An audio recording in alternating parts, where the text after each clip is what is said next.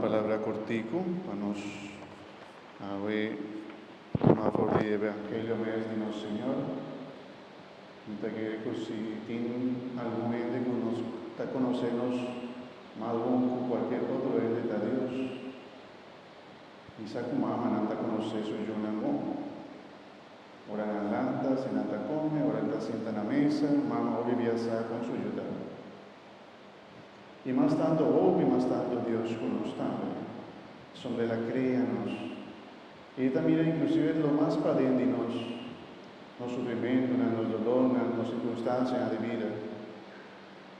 Y para que segura toque corazón de su apóstol, persona así de verdad, por Jesús estaba un lugar caminar por sosegar, descansar, después de trabajo, después de tantas circunstancias de vida difícil. Jesús te dice, ven cerca de mí. Tú eres nada cargar y cansar. Ante lo que da una voz, alivio, sosiego, descanso. Aunque Jesús te dice no algo, cuando tengo carga, un yugo todo. Pero te dice que está libre. La sombra ya no te cargue nosotros, sino que te cargue junto con Jesús.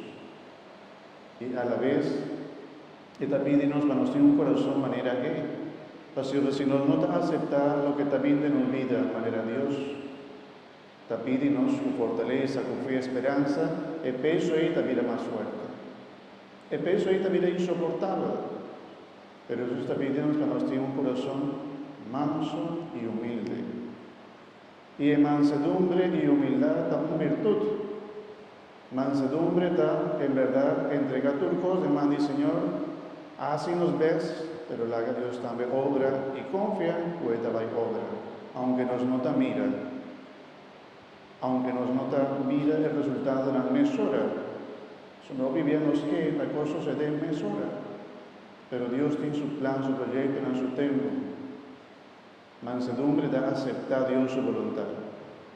Mansedumbre da un corazón que te acompaña y te comprende. Y humildad da todo lo contrario de orgullo. De humildad sabe reconocer quién nos está y la grandeza de Dios. Y la que nos pide, Señor Dios, un corazón humilde, un corazón manso, manera el corazón de Jesús, para nos también, sin carga, nos carga en el día, y para nos pedir, Señor Dios, fuerza y para nos bien sosegar cerca de Él. Si abuelo tengo como carga, bien cerca de Jesús.